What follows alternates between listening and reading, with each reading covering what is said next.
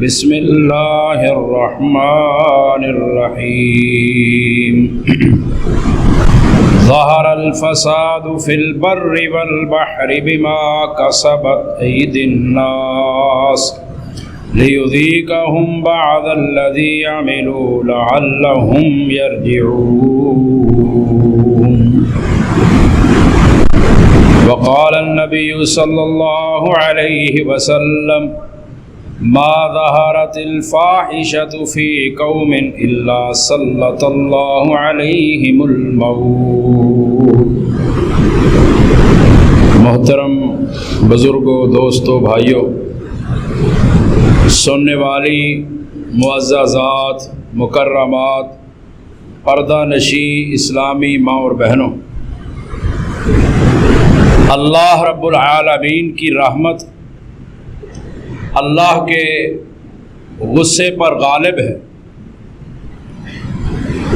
پیغمبر صلی اللہ علیہ وسلم نے فرمایا کہ اللہ تعالیٰ فرماتے ہیں سابقت رحمتی غضبی، میری جو رحمت ہے وہ میرے غصے پر حاوی ہے، میرے غصے پر غالب ہے۔ اللہ رب العالمین اپنے بندوں پر عذاب گناہ کی ابتدا میں نہیں کرتے۔ عذاب جب نازل ہوتے ہیں، عذاب آتے ہیں تو اللہ عذاب اس وقت نازل کرتا ہے جب قومیں مسلسل ظلم، نافرمانی اور سرکشی میں ڈوب جاتی، تو پھر اللہ رب العالمین بھی ایسی قوموں کو ڈبو کے رکھ دیتا ہے جو ظلم، سرکشی میں، زیادتی میں، گناہ میں اور بے حیائی کے اندر ڈوب جاتی ہے، تو اللہ رب العالمین عذاب نازل کرتے ہیں۔ ابن ماجہ کے اندر روایت ہے 4019 نمبر، سیدنا عبداللہ بن عمر رضی اللہ تعالی عنہما ارشاد فرماتے ہیں کہ ایک دن رسول اللہ صلی اللہ علیہ وسلم صحابہ کی طرف متوجہ ہوئے، کہنے لگے یا معشر المہاجرین خمس اذا ابتلیتم بہن وَأَعُوذُ بِاللَّهِ أَن تُدْرِكُوهُنَّ۔ آپ علیہ الصلوۃ والسلام نے کہا اے مہاجرین کی جماعت، سنو، اللہ رب العالمین جب تمہارے اوپر 5 عذاب نازل کرے گا، اور ساتھ میں مہاجرین کو یہ بھی کہہ دیا کہ میں اللہ رب العالمین کی پناہ طلب کرتا ہوں اس بات سے کہ وہ عذاب تمہارے اوپر آئے۔ آپ علیہ الصلوۃ والسلام نے 5 عذابوں کو گنوایا اور 5 عذابوں کے ساتھ 5 اسباب بھی بیان کیے کہ عذاب آتا کیوں ہے۔ پہلا گناہ پیغمبر صلی اللہ علیہ وسلم نے بیان فرمایا لم تظہر الفاحشۃ فی قوم حتی یعلنوا بها الا فشا فیہم الطاعون والاوجاع التي لم تکن مضت فی اسلافہم الذین مضوا۔ ابن ماجہ کی روایت ہے۔ آپ علیہ الصلوۃ والسلام نے ارشاد فرمایا جب کسی قوم میں فحاشی، کسی قوم میں عریانی، کسی قوم میں بے حیائی عام ہو جاتی ہے، وہ علل اعلان فحاشی، عریانی، گناہ کے کام کرتے ہیں، تو اللہ رب العالمین انہیں طاعون کی بیماری میں مبتلا کرتا ہے۔ اللہ رب العالمین اس قوم میں ایسی بیماریاں نازل کرتا ہے کہ ان بیماریوں کے نام ان کے پہلوں نے کبھی سنے نہیں ہوتے۔ اس حدیث میں بات آئی کہ جب کسی قوم میں فحاشی عام ہوتی ہے، بے حیائی عام ہوتی ہے، اللہ رب العالمین طاعون کی بیماری بھیجتا ہے، اللہ وہ بیماریاں بھیجتا ہے جو پہلوں نے نام نہیں سنے، اور سلسلہ صحیحہ میں 107 نمبر روایت میں آتا ہے، پیغمبر صلی اللہ علیہ وسلم نے فرمایا ما ظہرت الفاحشۃ فی قوم قط الا سلط اللہ علیہم الموت۔ آپ علیہ السلام نے فرمایا کہ جب کسی قوم میں فحاشی اور عریانی بے حیائی عام ہو جاتی ہے تو اللہ رب العالمین اس قوم پر موت مسلط کر دیتے ہیں، موت مسلط کرتے ہیں۔ کیا ہم دیکھ نہیں رہے اچانک اموات ہیں اور 12 سال کے بچے، 10 سال کے بچے ہارٹ اٹیک کے مسئلے میں مبتلا ہو کر موت کے جو ہے وہ شکنجے میں جا رہے ہیں، موت کے منہ میں جا رہے ہیں۔ 10 12 سال کے بچے۔ ہمارے اسلاف نے، ہمارے پہلوں نے کبھی یہ سنا ہی نہیں تھا کہ بچوں کو بھی ہارٹ اٹیک ہوتا ہے۔ یہ موت مسلط کرتا ہے اللہ اس قوم پر جو قوم فحاشی اور عریانی میں مبتلا ہو جاتی ہے۔ اور نبی صلی اللہ علیہ وسلم نے فرمایا کل امتی معافن الا المجاہرین، بخاری مسلم کی روایت ہے۔ آپ علیہ السلام نے فرمایا کل امتی معافن الا المجاہرین، کہا کہ میری امت کا جو بندہ بھی جو گناہ کرتا ہے اللہ پر امید ہے کہ اللہ اس کو معاف کر دے گا، لیکن اللہ اس بندے کے گناہ کو معاف نہیں کرے گا جو مجاہر ہے۔ مجاہر کون ہوتا ہے؟ ذرا سنیے، موبائل استعمال کرنے والے، فیس بک پر اپنے گناہوں کو نشر کرنے والے، فیس بک پر اور اپنے سٹیٹس لگانے والے، گناہ کے، فحاشی کے، عریانی کے، بے حیائی کے سٹیٹس لگانے والوں کے لیے پیغام ہے پیغمبر صلی اللہ علیہ وسلم کی طرف سے۔ آپ علیہ السلام نے فرمایا کہ مجاہر وہ ہے جو رات کو گناہ کرتا ہے، رات کی تاریکی میں، رات کے اندھیروں میں گناہ کرتا ہے، جب صبح کرتا ہے اللہ رب العالمین اس کے گناہ پہ پردہ ڈال دیتا ہے، لیکن وہ اپنے دوستوں کو، اپنے یاروں کو، اپنے بیلیوں کو کہتا ہے کہ عملت البارحہ قضا و قضا، پچھلی رات میں نے یہ گناہ کیا ہے، وہ لوگوں کو بتا رہا ہے اور اللہ نے اس پر پردہ ڈالا ہوا تھا۔ ایسوں کو اللہ معاف نہیں کرے گا۔ بخاری کی روایت ہے کل امتی معافن الا المجاہرین، جو گناہ کرنے کے بعد اس کو شائع کرتے ہیں، اس کو نشر کرتے ہیں، اس کو عام کرتے ہیں، اللہ ان کو معاف نہیں کرے گا۔ اللہ اس کے گناہ پہ پردہ ڈال رہا ہے اور وہ اپنے گناہ کو عام کر رہا ہے، تو اس سے بچنا ہوگا۔ بے حیائی اور یعنی فحاشی، جب ہم اس سے بچیں گے تو اللہ رب العالمین کے عذابوں سے بھی ہم بچ جائیں گے۔ اور جب فحاشی عام ہوتی ہے اور یعنی عام ہوتی ہے تو پھر نیک لوگ بھی عذاب کی زد میں آ جاتے ہیں، نیک لوگ بھی، اچھے لوگ بھی، عبادت گزار لوگ بھی زد میں آ جاتے ہیں عذاب کی۔ سیدہ زینب بنت جحش رضی اللہ تعالی عنہا نبی صلی اللہ علیہ وسلم کی بیوی ہیں، ام المومنین ہیں، بیان کرتی ہیں ایک دن رسول اللہ صلی اللہ علیہ وسلم میرے گھر میں پریشان آئے، گھبرائے ہوئے آئے۔ میں نے کہا پیغمبر صلی اللہ علیہ وسلم، اللہ کے رسول، ہوا کیا ہے، ماجرا کیا ہے، آپ پریشان کیوں ہیں؟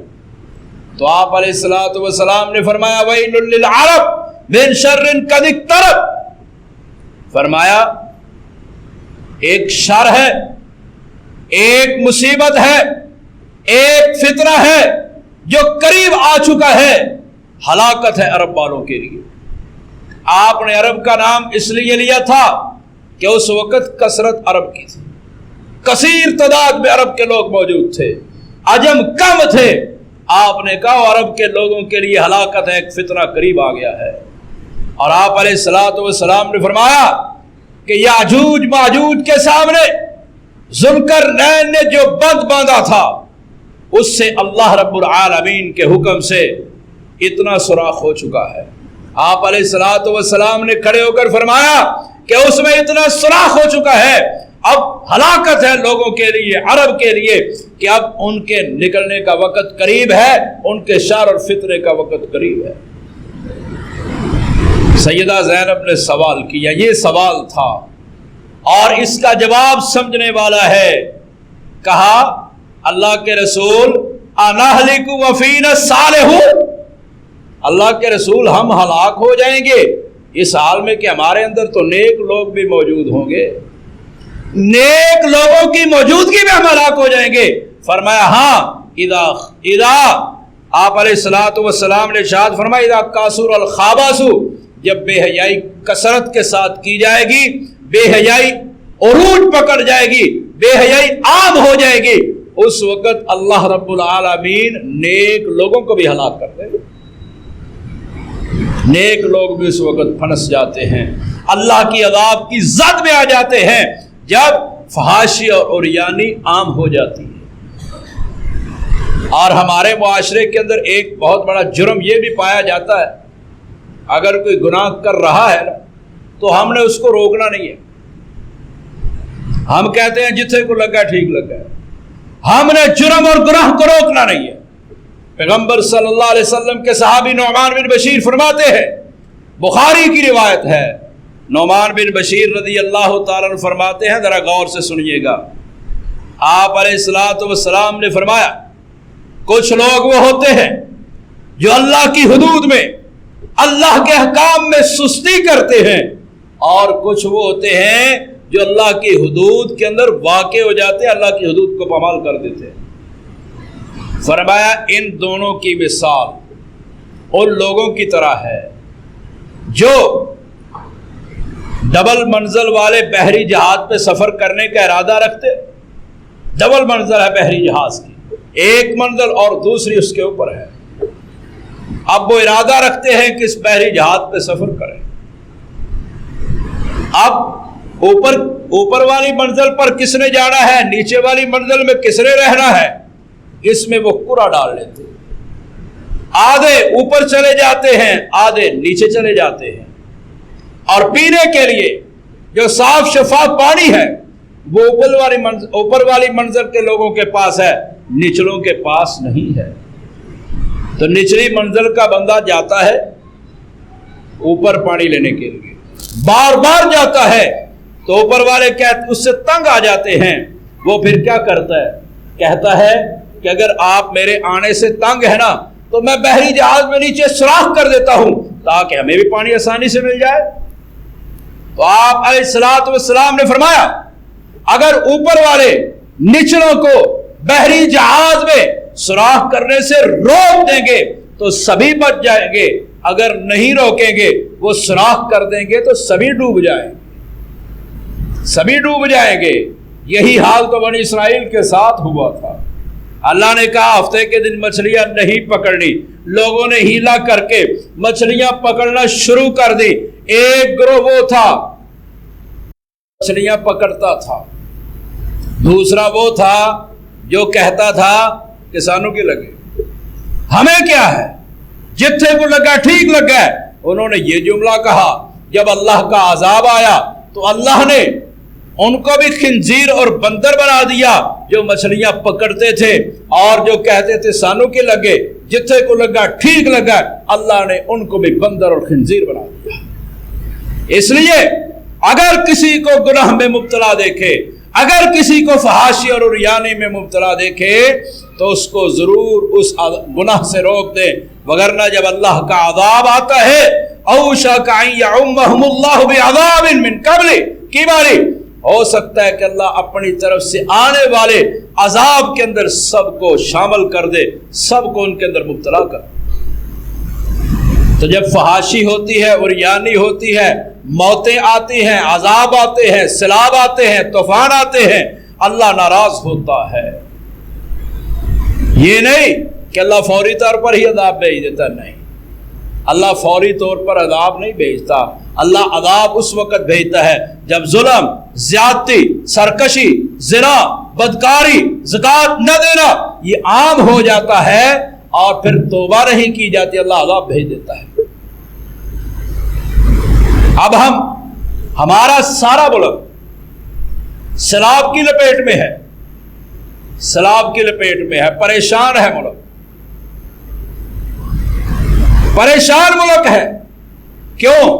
اللہ قرآن میں وجہ بیان کرتے ہیں، ظاہر الفساد فی البر والبحر بما کسبت ایدی الناس، یہ کوئی اللہ نے تمہارے اوپر مسلط نہیں کیا، ظاہر الفساد فی البر والبحر بما کسبت ایدی الناس، یہ خشکی کے اندر، دریا اور سمندروں کے اندر جو فساد پیدا ہوا ہے یہ تمہارے ہاتھوں کی کمائی ہے، تمہارے ہاتھوں کی کمائی ہے۔ قحط سالی کس کو کہتے ہیں؟ قحط سالی یہ نہیں کہ بارش نہ ہو، مسلم کی روایت ہے قحط سالی یہ نہیں کہ بارش نہ ہو، قحط سالی یہ ہے کہ بارش ہو، پھر ہو، بارش ہوتی رہے اور زمین کچھ اگانے کے قابل نہ رہے، اس کو کہتے ہیں قحط سالی۔ بارشیں ہوئی ہیں، پانی آیا ہے، اور جن زمینوں نے سبزہ اگانا تھا، جن زمینوں نے چارہ اگانا تھا، گھاس اگانا تھا، وہ زمینیں ہی تباہ و برباد ہو گئی ہے۔ یہ قحط سالی نہیں تو اور کیا ہے؟ تو قحط سالی کب آتی ہے؟ نبی کریم صلی اللہ علیہ وسلم نے ارشاد فرمایا، پہلا گناہ یہ تھا جب فحاشی ہوتی ہے تو اس وقت اللہ رب العالمین کیا کرتے ہیں؟ وہ بیماریاں بھیجتے ہیں جو پہلوں نے نہیں سنی۔ دوسرا گناہ وَلَمْ يَنْقُصُ الْمِكْيَالَ وَالْمِيزَانَ، لَمْ يَنْقُصُ الْمِكْيَالَ وَالْمِيزَانَ، جب کوئی قوم ماپ تول میں کمی کرتی ہے، إِلَّا أُخِذُوا بِالسِّنِينَ، اللہ ان کو قحط سالی میں مبتلا کر دیتا ہے۔ جب کوئی قوم ماپ تول میں کمی کرتی ہے اللہ ان کو قحط سالی میں مبتلا کرتا ہے۔ تو اللہ نے یہ جو ہمیں پریشانی میں مبتلا کیا ہوا ہے یہ صرف ماپ تول میں کمی کی وجہ سے ہے۔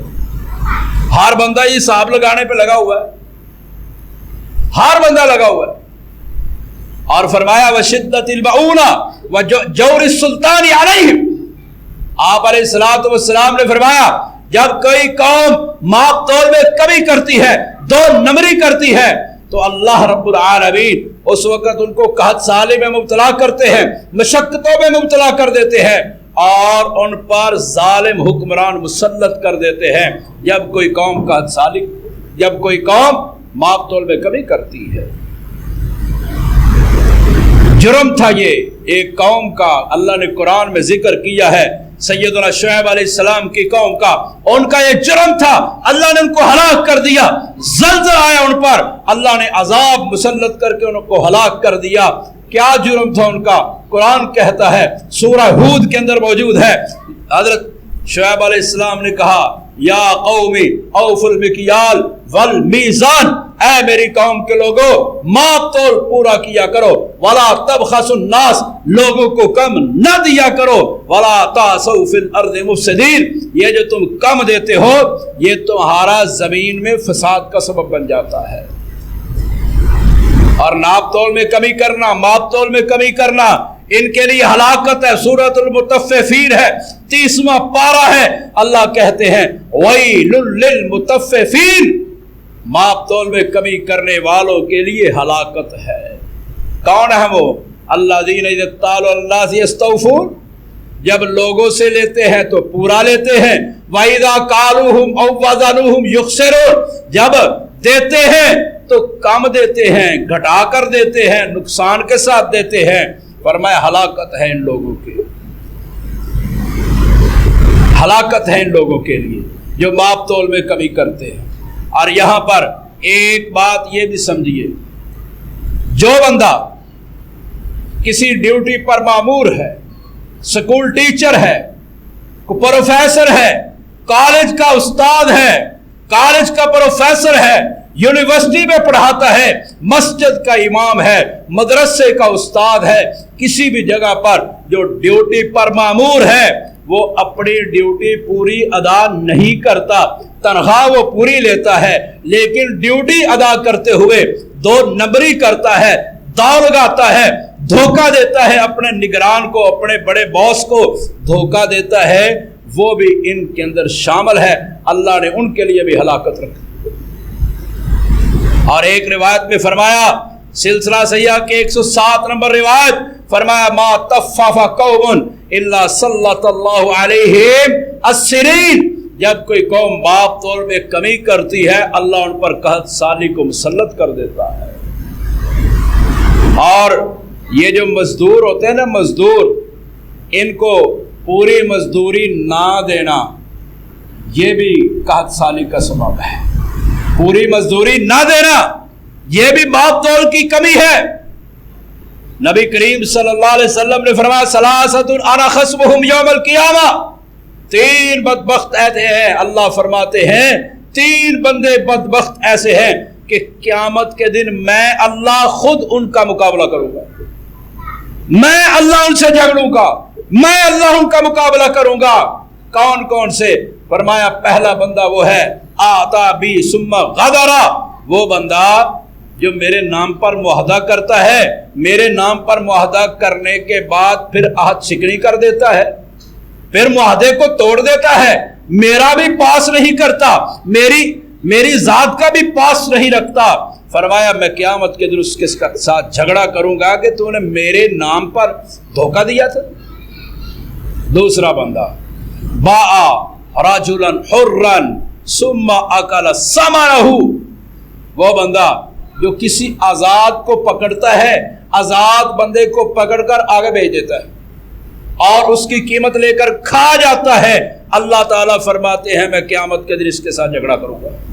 اور تیسرا بندہ کون سا ہے؟ استاجر اجیرا، جو مزدور رکھتا پھر اس سے پورا کام لیتا ہے لیکن اس کو مزدوری پوری نہیں دیتا۔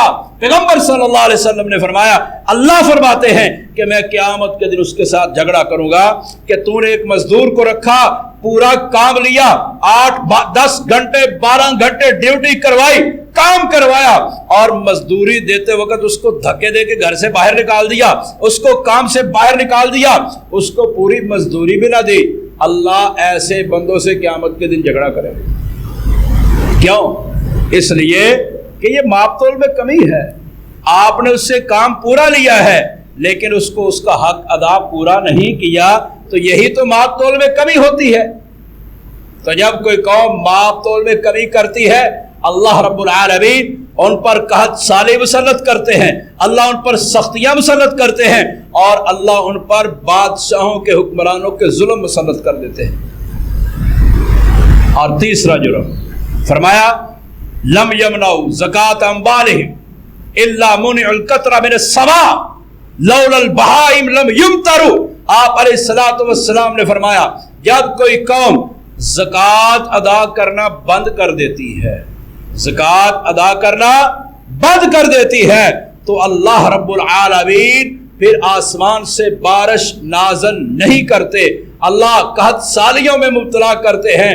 اور سوال یہ پیدا ہوتا ہے، کسی کے ذہن میں آ سکتا ہے کہ لوگ زکاتیں نہیں دیتے پھر بھی بارشیں ہو رہی ہیں، کیوں؟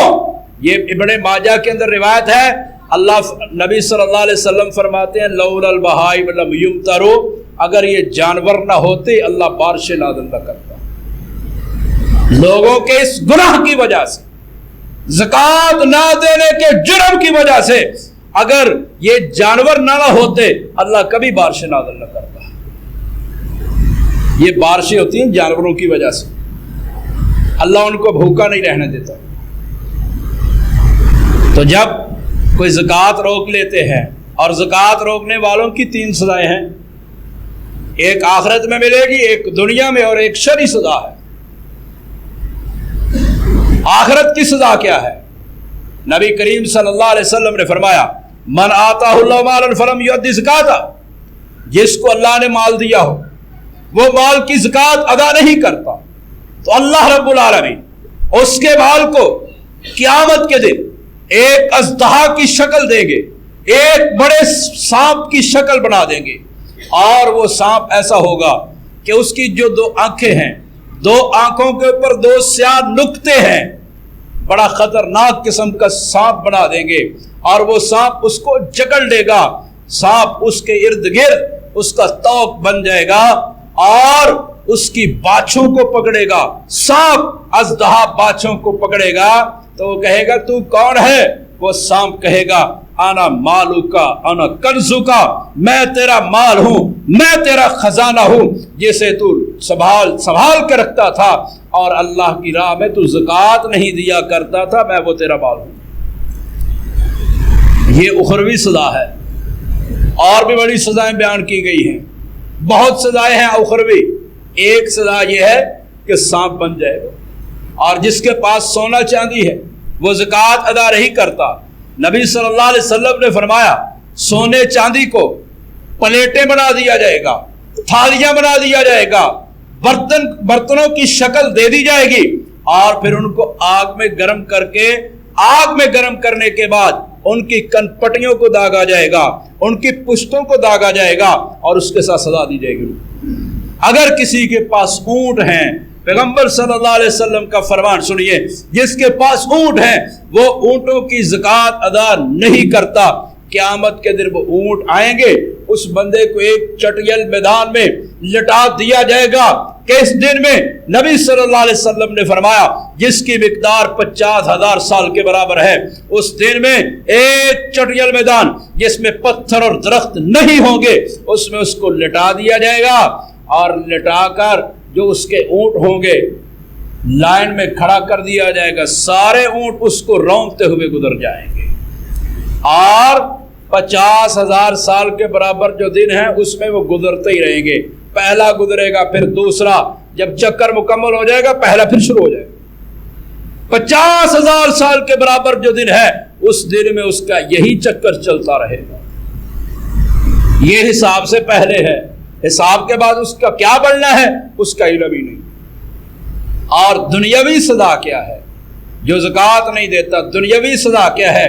نبی صلی اللہ علیہ وسلم نے فرمایا ما منع قوم الا سلط اللہ علیہم السنین، جو قوم زکوٰۃ کو روک لیتی ہے اللہ ان پر قحط سالی مسلط کر دیتا ہے۔ اور قحط سالی میں نے آپ کو بتا دیا کہ قحط سالی بارشوں کا رکنا نہیں، قحط سالی یہ ہے بارشیں ہوں اور زمین سبزہ اگانے کے قابل نہ رہے، اس کو کہتے ہیں قحط سالی۔ تو یہ جو ہم پر عذاب مسلط ہوا ہے سیلاب کا، یہ ہمارے گناہوں کی سزا ہے، یہ ہمارے گناہوں کی سزا ہے، یہ اس بات کی علامت ہے کہ اللہ ہم سے ناراض ہے۔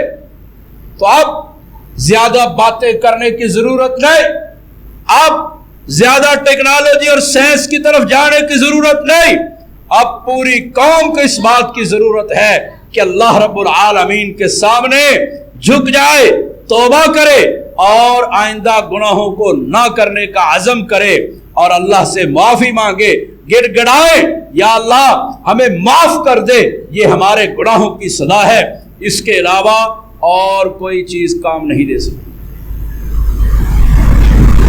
ہم تو کوشش کر رہے ہیں، پانی آ رہا ہے جس علاقے میں آ رہا ہے اس کے آگے بند باندھ دیتے ہیں اور بڑے بڑے بند توڑ کے پانی آگے جا رہا ہے۔ پچھلے جمعے میں نے وہ تو پہلے جس علاقے میں سیلاب آیا اس کا ذکر کیا تھا، اب یہ ہمارا پنجاب جو ہے یہ بھی ڈوب رہا ہے، کئی گاؤں کے گاؤں، شہر کے شہر ڈوب رہے ہیں۔ وجہ کہ ہمارے گناہ ہیں۔ اللہ رب العالمین سے توبہ کیجئے، اللہ سے گڑ گڑائیے، اللہ رب العالمین کے ہاں جو ہے وہ سجدے میں چلے جائیے، اللہ سے گناہوں کی معافی مانگیے، آئندہ نہ کرنے کا عزم کیجئے۔ اللہ رب العالمین سے دعا ہے کہ اللہ تعالی ہم سے اس عذاب کو ٹال دے، اس سیلاب کو روک دے، اور اللہ ہمارے گناہوں کو معاف فرمائے۔ آخر دعوانا ان الحمد للہ رب العالمین۔